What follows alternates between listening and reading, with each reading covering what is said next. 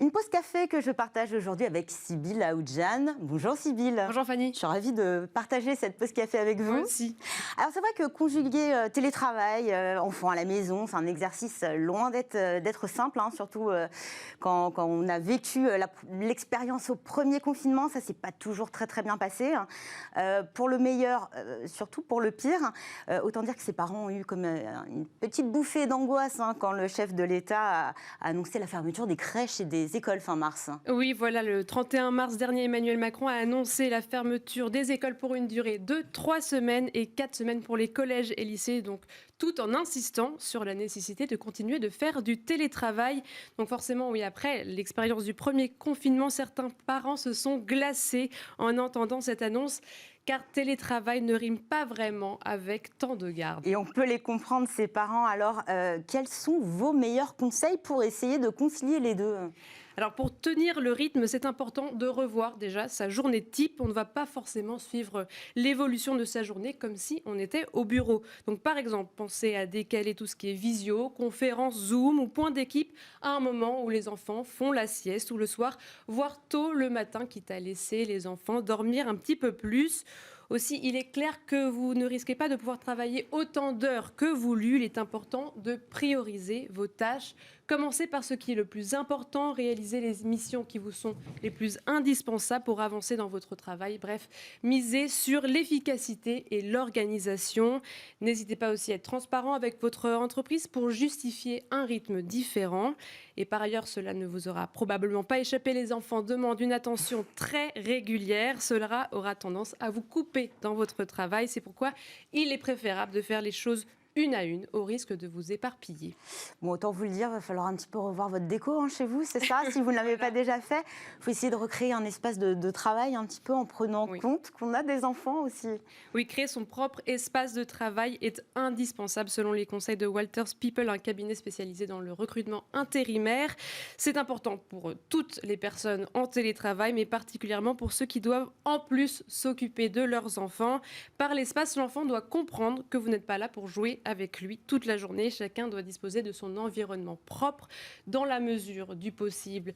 Organiser un temps calme pour travailler, puis un autre pour jouer avec elle ou lui. En créant ces habitudes, votre enfant va se caler plus facilement sur ce nouveau rythme.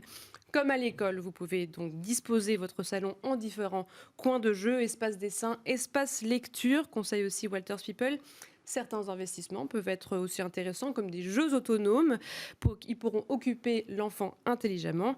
Et bien entendu, pour travailler paisiblement, il est préférable de vérifier que l'appartement soit sécurisé, mettre hors de portée tout ce qui pourrait être dangereux, pousser les meubles, protéger les coins de table aiguisés, les bibelots fragiles. Donc oui, la déco salon sera un peu perturbée, mais cela vous permettra de regarder votre écran sereinement, en tout cas en théorie, car effectivement en pratique, ce n'est pas toujours aussi simple. Quand votre salon devient un immense open space. Le manque de place, c'est vrai que ça rend encore plus compliqué ce moment déjà difficile à vivre. Oui, il est difficile à vivre très différemment selon l'âge des enfants, selon le lieu de travail. Et une analyse de l'Institut national d'études démographiques, l'INED, a été publiée en juin 2020. Elle comptabilise ceux qui disposent d'une pièce en plus pour travailler séparément de leur famille, ce qui peut jouer.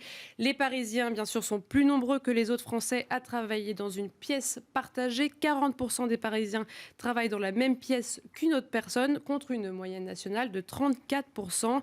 C'est assez compréhensible vu les surfaces plus petites de la capitale. Les différences se jouent aussi de manière socio-professionnelle. Les cadres sont 40% à disposer d'une pièce individuelle. C'est 2 fois plus que les ouvriers qui sont 17%. Et enfin, sans rentrer dans la question de la proportion des femmes qui s'occupent plus des enfants que des hommes, ces derniers ont davantage d'espace au sein du domicile. Ils sont 40% à bénéficier d'une pièce dédiée contre 25% des femmes. Des femmes qui sont aussi souvent plus sollicitées par leurs enfants.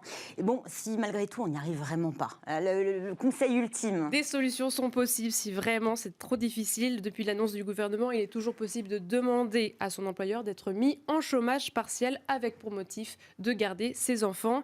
Et même si son métier permet de télétravailler, la mise en chômage partiel est entièrement financée par l'État. Même dans ce cas-là, Cela concernait normalement ceux dont le métier ne permettait pas le télétravail, mais cette mesure a été particulièrement assouplie. Il faut juste que l'employeur soit d'accord avec vous pour vous placer en chômage partiel.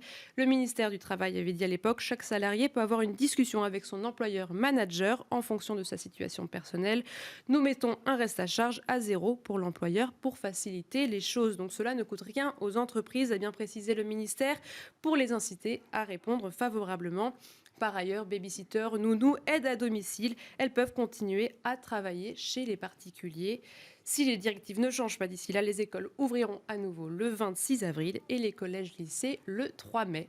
Que dire, hein, si ce n'est courage, il ne vous reste plus qu'une toute petite semaine. Hein, voilà, vous serez bientôt libérés. Hein. En tout cas, merci beaucoup, Sybille. On se retrouve demain pour une nouvelle pause café. Dans quelques instants, notre débat, le cercle RH. On s'intéresse aujourd'hui à la question du harcèlement au travail. Discrimination, racisme, sexisme, harcèlement sexuel, des agissements répétés, synonymes de souffrance.